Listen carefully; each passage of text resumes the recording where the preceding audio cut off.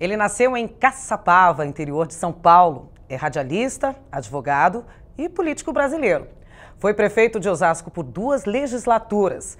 Exerceu o cargo de secretário de Esportes e Turismo do governo de Paulo Maluf e foi 3 vezes deputado federal por São Paulo, uma delas no período constituinte. O programa Memórias do Poder Legislativo de hoje recebe o deputado Francisco Rossi. Posso chamar assim o senhor de deputado? Claro, claro. A gente nunca sabe, na verdade, ao certo, porque o executivo é sempre o cargo maior, né? Mas eu gosto de ter sido deputado e pode me chamar o Rossi, deputado, como você se sentir melhor. Sentir melhor. Então vamos de deputado, já que a gente está numa casa aqui de parlamentares deputando, né? Deputado, posso falar que o senhor é um caçapavense ou, como o senhor disse aqui para mim nos bastidores, um taiada? Pode sim. Nasci em Caçapava, né? Em 10 de julho de 1940, né? Estou com 75 anos. Prestes a completar 76. Parabéns. Né? E é uma cidade que eu nasci ali por acaso, mas eu tenho um carinho muito grande pela cidade. Meu pai era de Marília, foi lá, abriu uma agência do Banco do Estado de São Paulo, S.A., depois Banespa. E eu nasci ali, eu e minha irmã nascemos ali mais ou menos por acaso. Depois ele voltou para Marília. Eu tenho boas lembranças assim, mais de Marília do que de Caçapava. Mas as duas no coração. As duas. Aí eu digo aqui logo na abertura que o senhor foi radialista. Não, foi não. É um radialista. Eu gosto de rádio. O pessoal diz que eu sou radialista. Eu tenho lá participo, quando eu posso, da programação da Rádio Nova Difusora lá de Osasco, da qual eu sou sócio majoritário, né? Eu, minha esposa, um terceiro sócio. E eu gosto de rádio, sempre gostei de rádio. Primeiro emprego que eu tive foi em rádio, né? Foi aqui em São Paulo? Não, em Agudos, uma cidade para onde nós nos mudamos quando meu pai faleceu, né? Eu tinha 5 anos, a minha mãe recebeu um seguro, comprou uma casa em Agudos. Então, também me lembro com muito carinho da cidade de Agudos. Eu sou cidadão agudense e também cidadão por nascimento de Caçapava. Radialista e, eu disse aqui, prefeito de Osasco por 2 legislaturas. Como que Osasco apareceu na vida do senhor? Porque com o falecimento do meu pai, eu fui com 5 anos, mais os 2 irmãos menores ainda do que eu, na cidade de Agudos. Então, ali a gente se deparou com uma situação difícil, a falta de emprego para minha mãe, né? Havia um preconceito naquela época muito grande em relação às mulheres, né? Então, eu tive que ir para São Paulo cedo, né? Em busca de emprego. Então, eu vim com 13 anos para São Paulo, fui morar com os meus tios, Fernando e Águida, pais do ex-deputado estadual Zupo, né? Olha só. Foi deputado estadual, teve nessa casa aqui. Olha só. E ali eles trabalhavam no banco, eu consegui meu primeiro emprego lá no Banco Brasileiro de Descontos S.A., né? Posteriormente Bradesco. Bradesco, Banco Brasileiro, que tem sede em Osasco. A Cidade sede de em Deus, Osasco, incrível, a cidade de Deus, né? E é difícil um osasquense que não tenha passado pelo Amador Bradesco. Aguiar. Amador Aguiar. Amador Aguiar, né? Que grande... o fundador, né, do banco.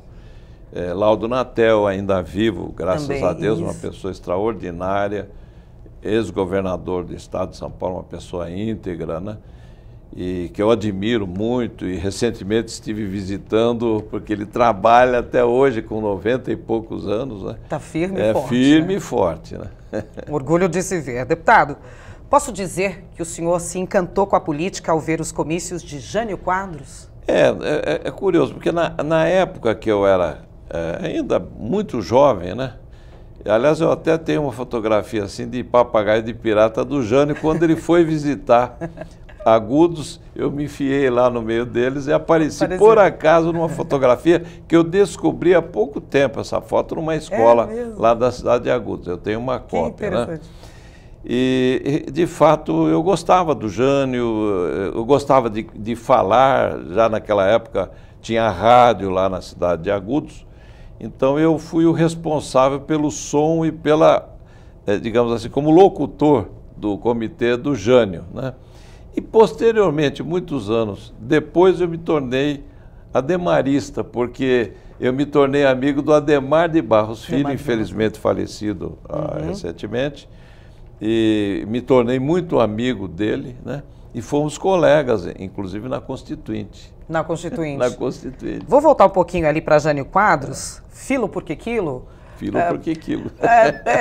De onde vem? Qual era o encantamento com as palavras? Ele era bastante Olha, erudito, ele né? era assim, muito de pulso forte. Carismático, pulso forte. Isso tudo me fascinou e eu me tornei janista, né? Tornei janista, participei, assim, menino ainda, nem votava, né? Mas qualquer comício, aliás, independentemente de ser ou não o comício do Jânio, quando havia um comício na cidade de Agudos, uma cidade pequenininha, era um acontecimento. Então eu estava em todos, né?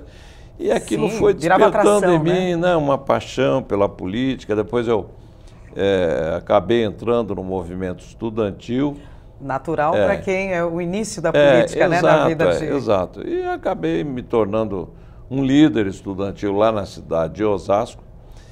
E fui candidato a prefeito pela antiga Arena. Eu tentei entrar no MDB porque só havia 2 partidos. Aliança Renovadora Nacional, Arena. E acabei me filiando na Arena e me elegi prefeito pela Arena. Eram só 2 partidos? Eram 2 partidos com 3 sublegendas, né? Tá. E a soma dos votos dos 3 candidatos, aquele partido que tivesse mais voto, ganhava.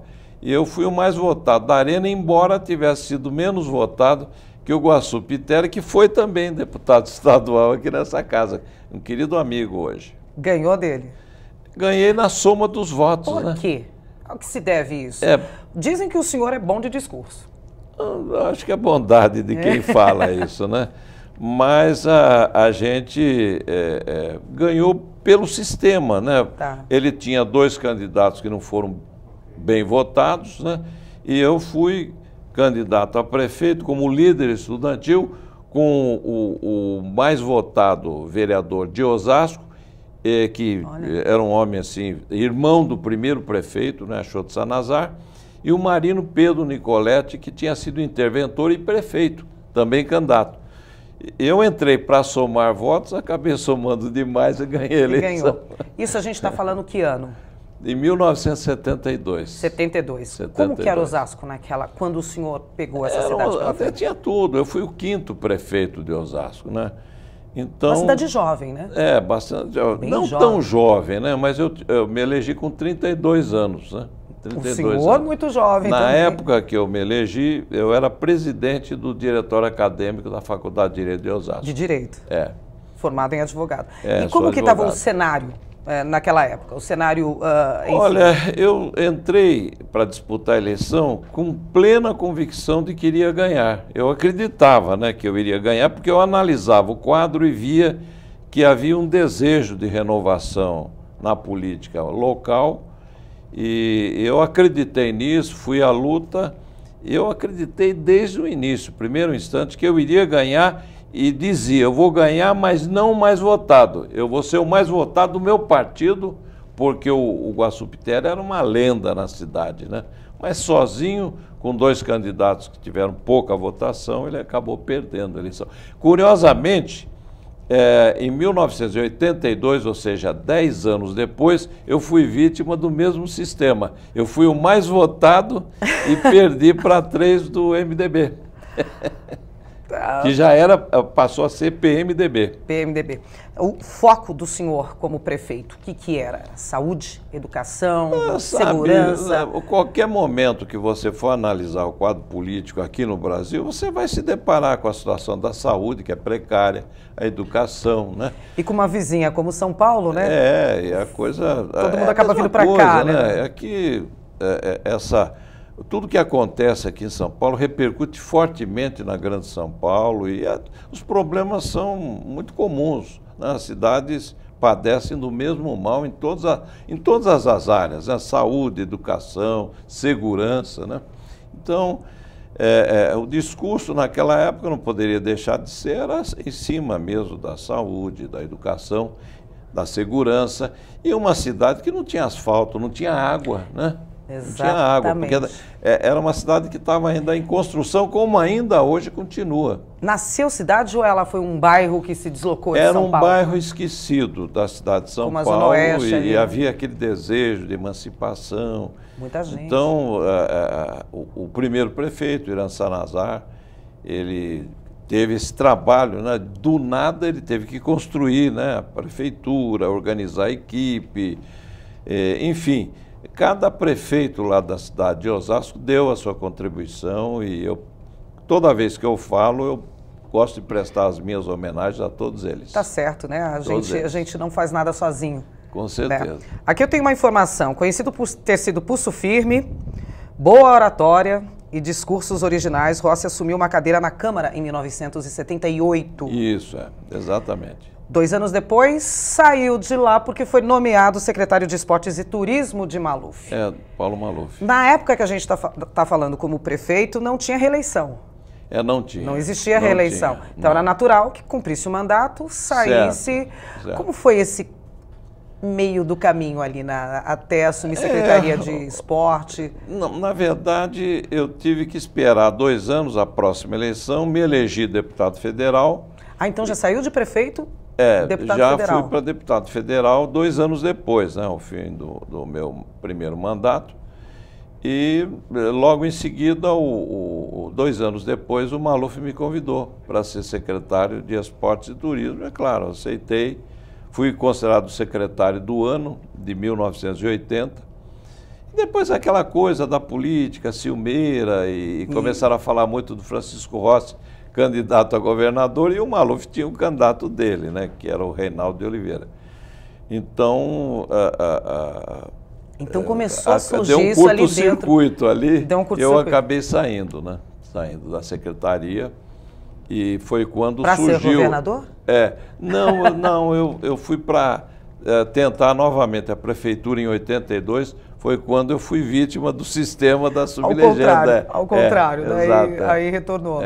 E daí, como deputado federal, como é que foi Brasília? Olha, muito diferente. A gente está falando de executivos, mas diferentes. Olha, o meu primeiro mandato dá de 10-0 em qualquer outro mandato, porque era uma época em que a política estava em ebulição, o surgimento de novos partidos, a transição, né, do governo militar para um governo mais democrático. Exatamente. Né? Então, eu peguei esse momento e o político tinha muita força. E eu, sendo um político da Arena, eu fui muito prestigiado, porque eu fui o primeiro vice-presidente da Comissão de Constituição e Justiça. O Djalma Marinho, que era o presidente, era idoso, um grande jurista, mas ele tinha problemas de saúde, então eu estava muito à testa da Comissão de Constituição e Justiça no meu primeiro mandato, né? Então eu era muito prestigiado, consegui levar muitas coisas para a cidade de Osasco. E eu me lembro com muitas saudades do meu primeiro mandato. O deputado federal realmente era muito respeitado, sabe? Muito respeitado. Hoje o negócio está feio, né? Estamos passando por mudanças novamente, né? Olha, bota mudança nisso aí, né? Eu tenho uma frase aqui que é segura na mão de Deus, mas eu vou pedir para o senhor segurar um pouquinho rapidamente. A gente vai fazer uma pequena pausa, vamos para o intervalo e na volta a gente conta melhor essa história aí, tá bom? Tá bom, não sai daí, a gente volta já já.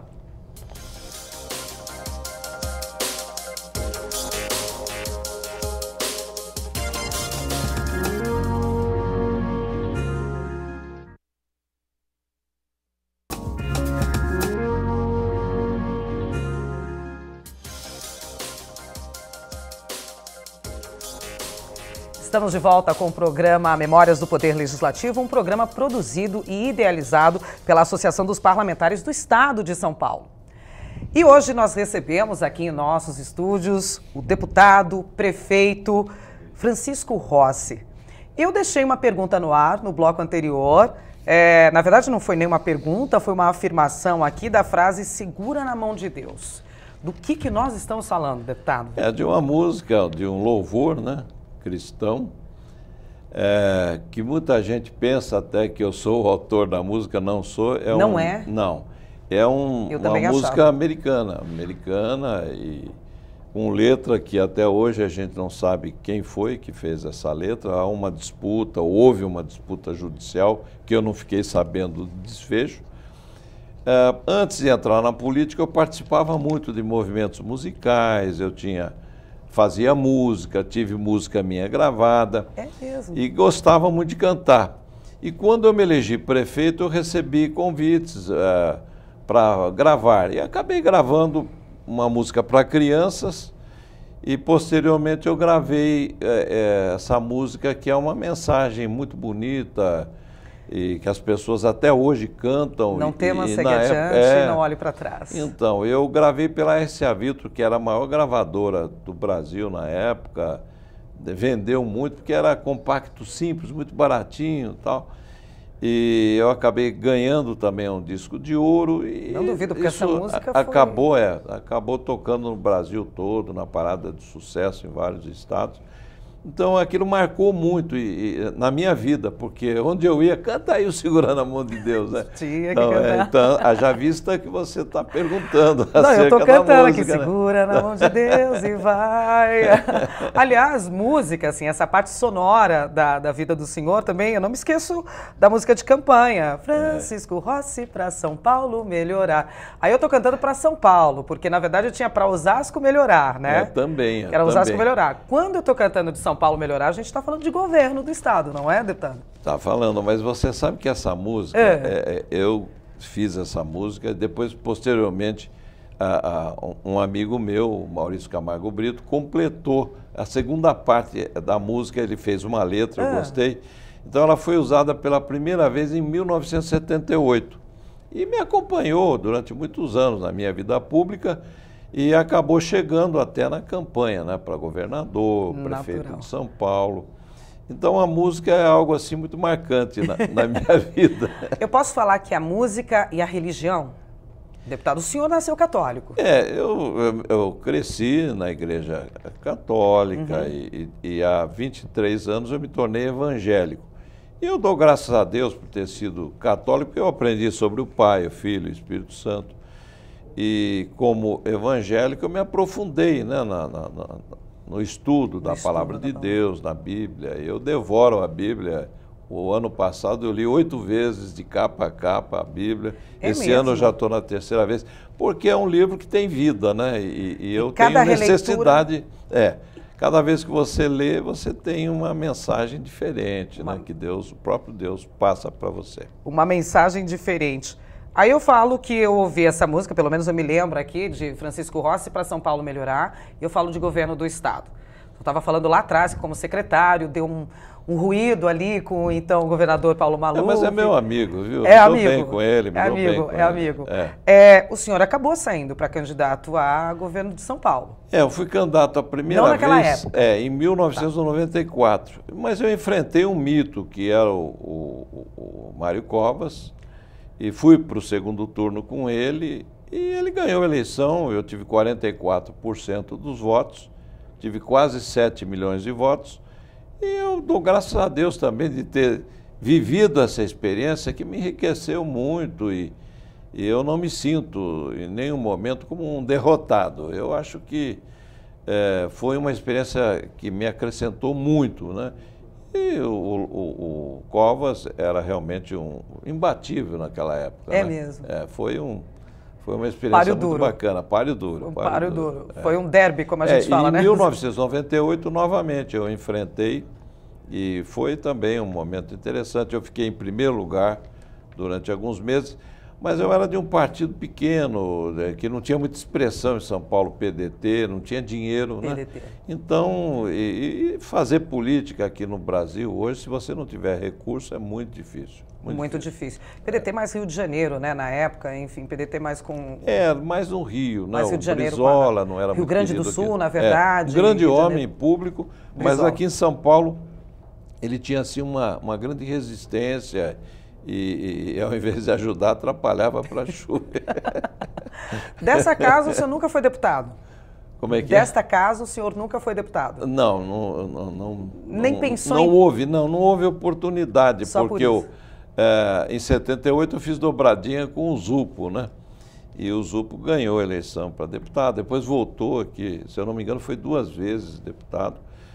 E, enfim, eu não tive a oportunidade de ser candidato a deputado estadual, mas talvez se surgisse eu tivesse disputado. Se iria ganhar ou não é outra conversa, né? A gente estava aqui, eu vou contar para vocês que estão aí em casa, só para vocês, tá? A gente estava aqui nos bastidores e o deputado Francisco Rossi falou, poxa, eu não posso deixar de falar de Osasco sem falar do meu querido amigo companheiro aí na política, o Tonka Falsetti. Tonka é um dos idealizadores desse programa, um dos produtores ali rigorosos desse programa Memórias do Poder Legislativo, sempre nos acompanha aqui nos bastidores escondidinho, mas está sempre de olho em tudo que a gente está fazendo e traz aqui parlamentares desse tamanho e desse peso como o senhor. Quem foi o Tonka ali em Osasco? Foi concorrente do senhor? Foi, mas é um concorrente muito leal, né? Um vereador brilhante, né? Um deputado estadual brilhante.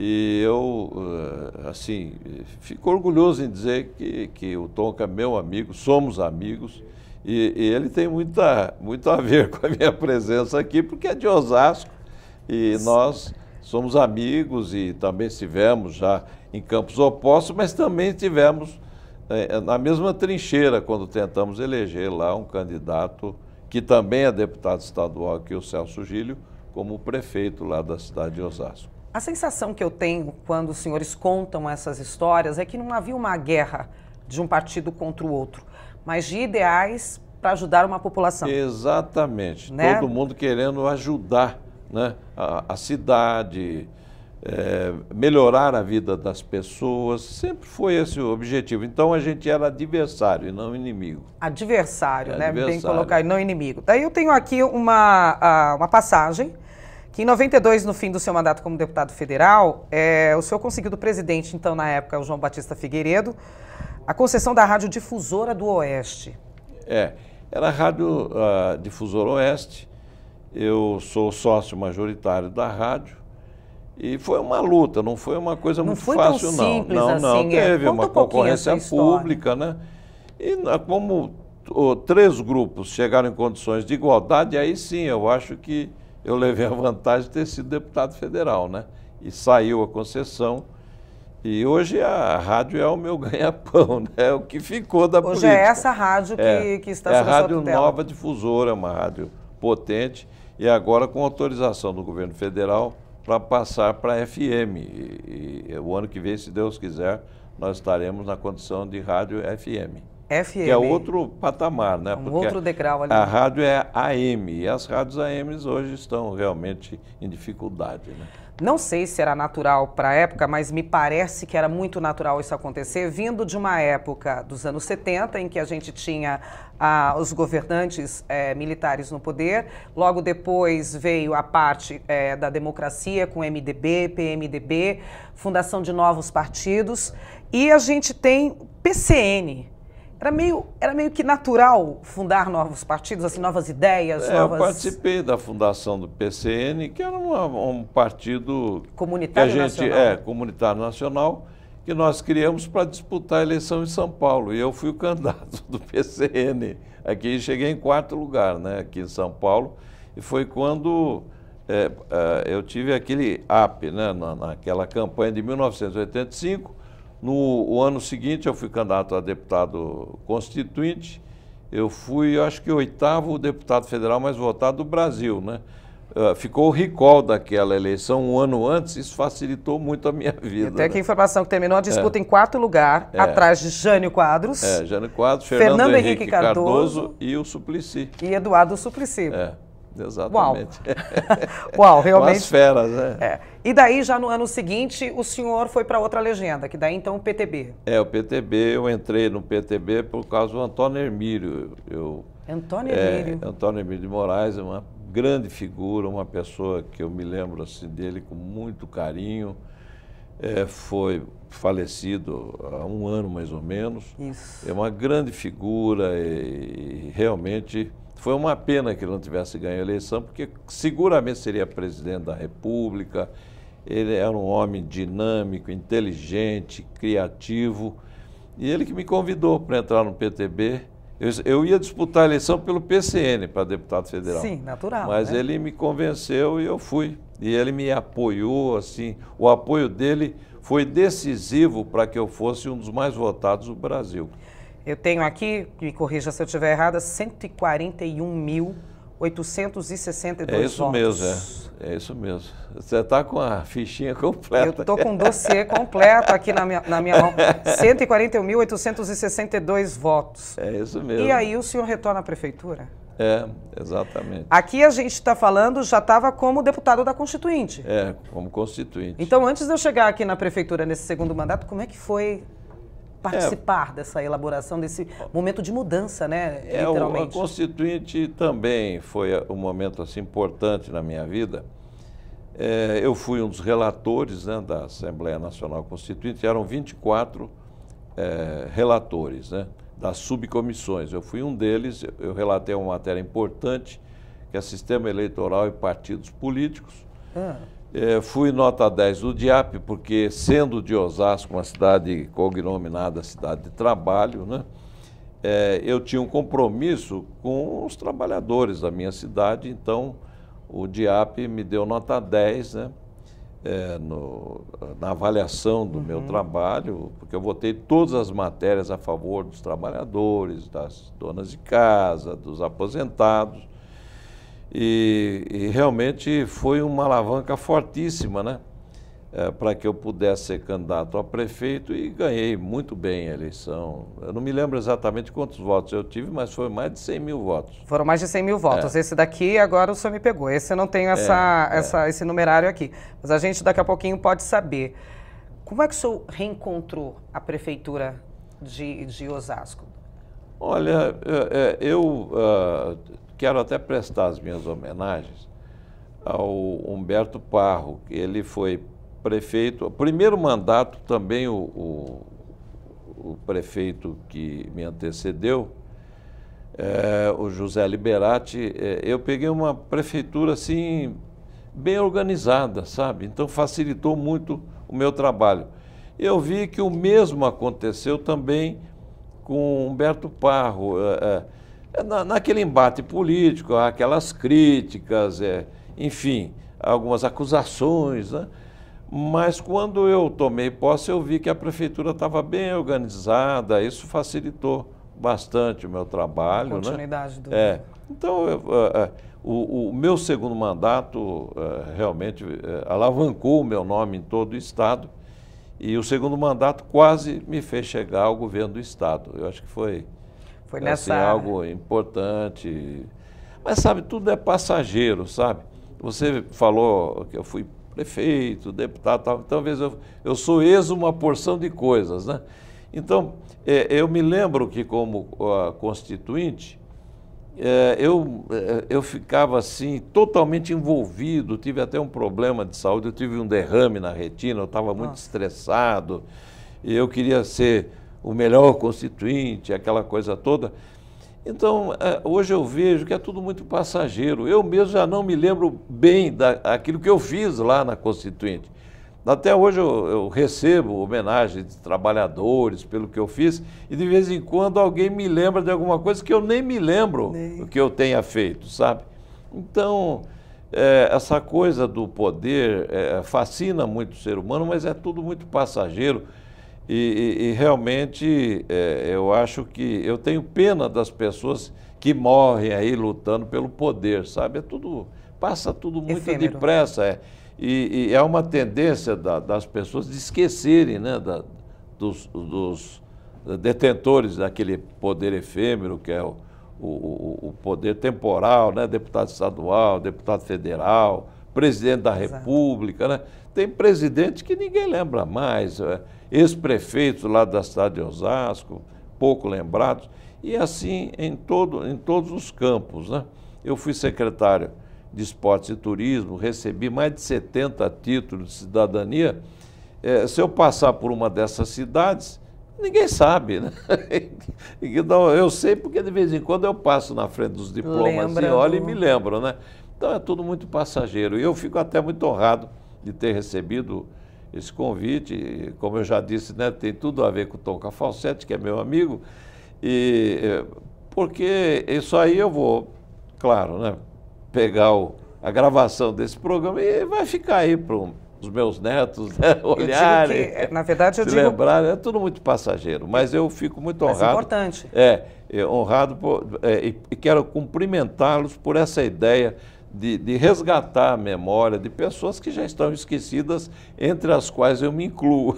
Eu falo que nós contamos a história do nosso passado político, tão atual hoje em dia, porque a gente não tem como não comparar as coisas que estão acontecendo hoje ao nosso passado, através de vocês, através dos nossos parlamentares que nós tivemos com grandes atuações aí no passado e quase agora aqui no presente, né? Tá certo, senhor. Deputado, o senhor tinha tempo para fazer as coisas? Eu digo assim, hoje a gente tem a vida tão atribulada, né? Tem que ser pai, tem que ser avô, tem que ser marido, bom profissional. Eu imagino o senhor falando aí que era pulso firme com o senhor mesmo, se cobrando muito, né? Eu me cobrava muito. Deu tempo de... Se há uma das coisas das quais eu me arrependo é de ter dado não muita atenção para a minha família, porque você abandona esposa, filho, você não sabe.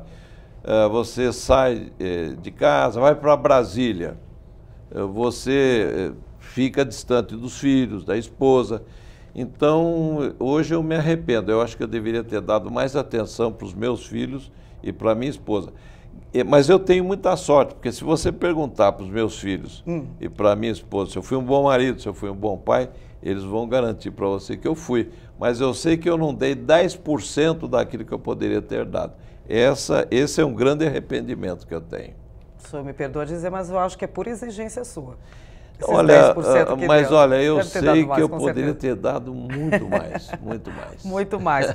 Bom, daqui a pouquinho, olha, no PDT, o senhor chegou a pensar em se candidatar ao Senado. Mas a gente vai conversar disso daí daqui a pouquinho, depois do intervalo. Não sai daí.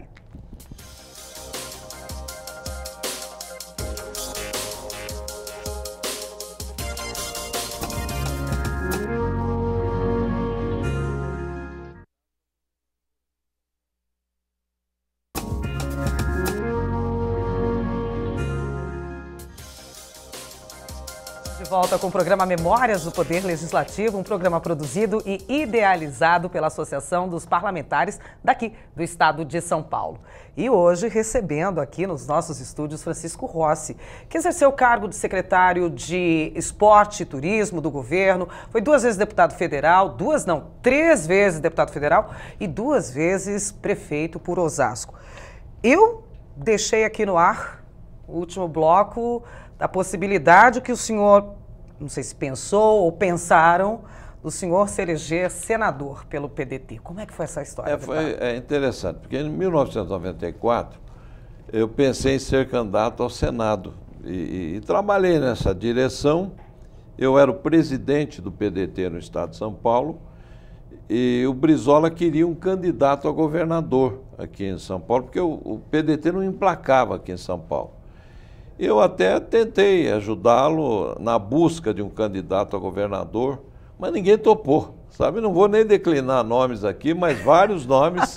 Ninguém topou, ninguém tá bom, não. Tudo bem. Na PDT, né? Mas por que não? Não, porque aquilo que eu disse, até hoje eu não entendo. Havia uma resistência ao nome do Brizola aqui em São Paulo. Os paulistanos não queriam saber.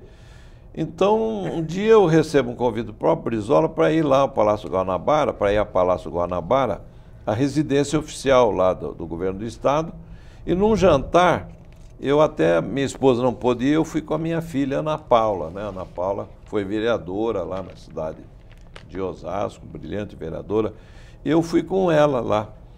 E, para minha surpresa, o Brizola, num jantar íntimo ali, no Palácio Guanabara, ele me convidou para ser...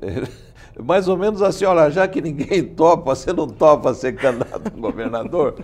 Então, eu vi ali uma possibilidade realmente de disputar e, quem sabe, até fazer bonito, né? Mas eu achava que era muito difícil, mas topei o desafio. É mesmo? E quase que nós chegamos lá, né? Quase que chegou.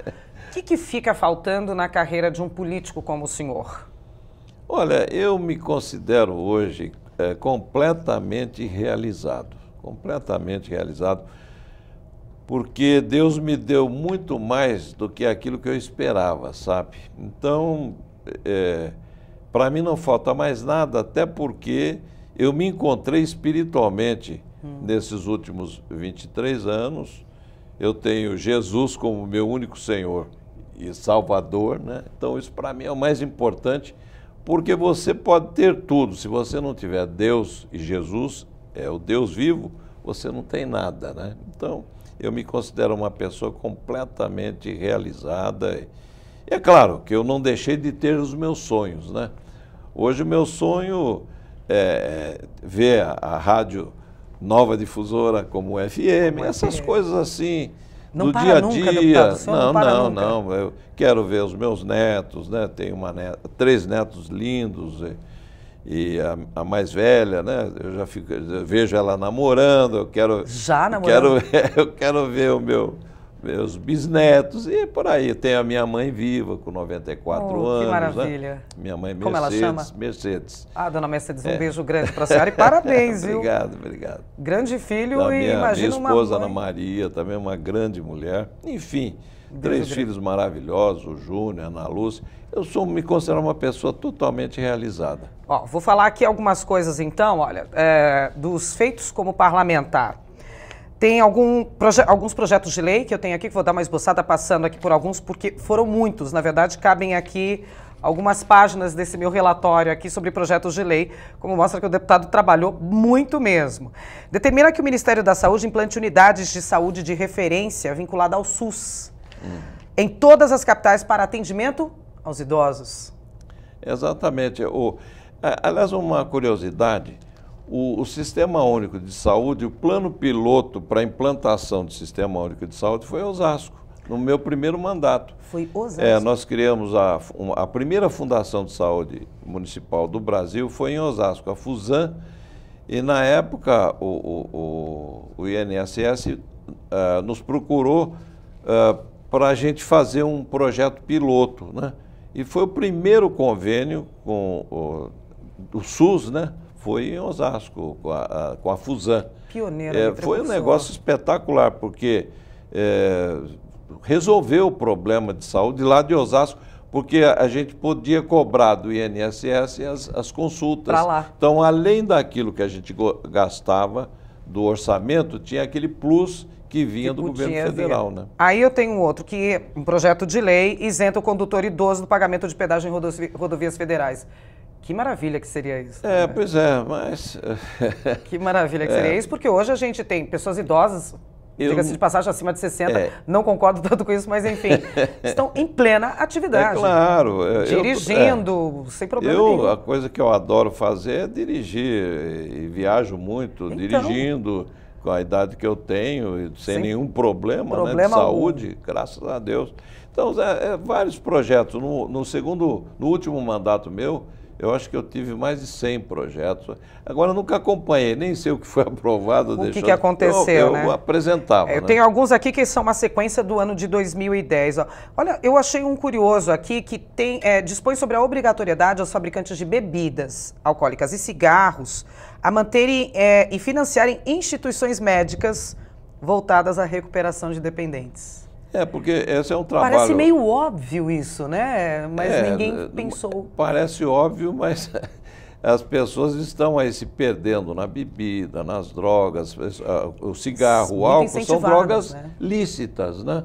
E essas drogas lícitas estão destruindo lares. Eu pertenço a uma comunidade cristã, Cristo Volta, que trabalha com pessoas viciadas em droga, em bebida alcoólica, porque eu também fui vítima dessa coisa chamada alcoolismo, que meu pai não podia beber, mas quando ele bebia, realmente as coisas ficavam complicadas dentro de casa. Eu tenho lembranças não muito boas, né, do meu pai, à noite, às vezes, chegando em casa e tal. Então, esse trabalho com alcoólatras, ele me sensibiliza bastante, porque eu sei o que isso significa na vida de uma família, né? Seria bastante natural, né, que a própria, quem está causando o problema, que pelo menos ajudasse, né, na recuperação. Hoje só fica naquela intenção, eu não vejo nada de concreto. As vítimas, às vezes, processam, né, as fábricas de cigarro, principalmente, mas eu não vi nada que resultasse em uma indenização, alguma coisa assim. Realmente.